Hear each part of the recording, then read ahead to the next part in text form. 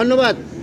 আজকের আপনারা জানেন যে বরগুনা জেলা আওয়ামী লীগের সাবেক সভাপতি অ্যাডভোকেট দীনবন্ধু সম্মুখে আমাদের বিএনপির অফিস ভাঙ্গা এবং নাশকতামূলক এবং অন্তর্ঘাতমূলক কাজ করার কারণে তার নেতৃত্বে গত 17-3-23 তারিখ আমাদের বিএনপি অফিস ভাঙচুর করা হয়।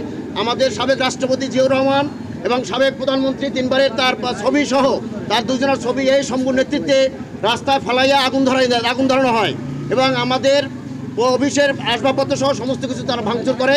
সেই মর্মে আমরা বিগত দিনে আইনে আশ্রয় নিতে পারি নাই। এই 5 আগস্টের প্রেক্ষাপটের পর আমরা আমাদের দলের পক্ষ থেকে আমাদের নঈমুল ইসলাম শিপু সে বাদী হয়ে মামলা করে তাকে সহ 158 জন এবং আরও অজ্ঞাত আরও অনেক আসামি ছিল। সেই মামলায় সে 1 নম্বর আসামি। আপনারা জানেন যে ইতিমধ্যে সে ঢাকার 2টা মামলায় খুন মামলায় সে গ্রেপ্তার আছে ঢাকায় এবং তার বিরুদ্ধে দুর্নীতি মামলা তার বিরুদ্ধে রুজু হয়েছে সেটা সে গ্রেপ্তার আছে। এই মামলায় আইও তদন্তকালীন সময় তার প্রাথমিক সত্যতা পাওয়ার কারণে এই মামলা তাকে সৌরাষ্ট্রে দেওয়া হয়। গ্রেপ্তার দেখানো প্রার্থনা করে গত 5 দিন আগে। সেই মর্মে তাকে এই জেলখানা নিয়ে আসা হয়েছিল। আজকে বিজ্ঞ আদালতে তাকে উপস্থিত করা হলে আইও তার প্রার্থনা নিবেদন করেন। বিজ্ঞ আদালত শুনানি শেষে এই প্রার্থনা তাকে গ্রেপ্তার দেখানো হয়। পরবর্তীকালে আসামি পক্ষ থেকে তার জামিনে প্রার্থনা করা হয় এবং তাকে জামিনে চাওয়া হলে আমরা রাষ্ট্রপক্ষ থেকে তার জামিনের বিরোধিতা করি এবং তার সম্পর্কে আমরা তার তথ্য তুলে ধরি।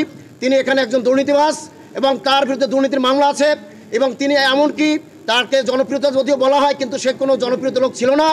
তিনি প্রত্যেকবারই যে কারচুপির মাধ্যমে তিনি এমপি হয়েছেন 2বার।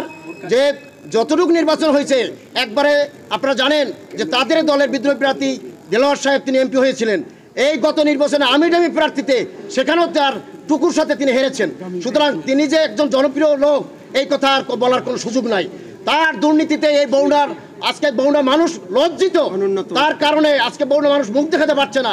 এমন কোনো তার এবং তার দলের লোকজনের এই দুর্নীতির কারণে আজকে মানুষ খুশি। আজকে যে তিনি আজকে কোর্টে আসছেন আপনারা দেখেন যে সারা দেশে আজকে নেতাকর্মীরা সহ সাধারণ মানুষ আজকে রাস্তায় তার বিরুদ্ধে বিক্ষোভ প্রদর্শন করতেছে। তাকে নিরাপত্তা দিয়ে আনারে আজকে কষ্ট হইতেছে। শুধু সে যদি আজকে জনপ্রিয় হইতো তাহলে অবশ্যই আজকে এই অবস্থা হইতো না।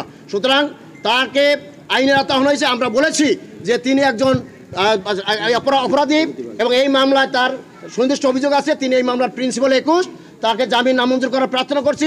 আদালত উভয় পক্ষের শুনানি শেষে সন্তুষ্ট হয়ে তার জামিন নামঞ্জুর করেছেন।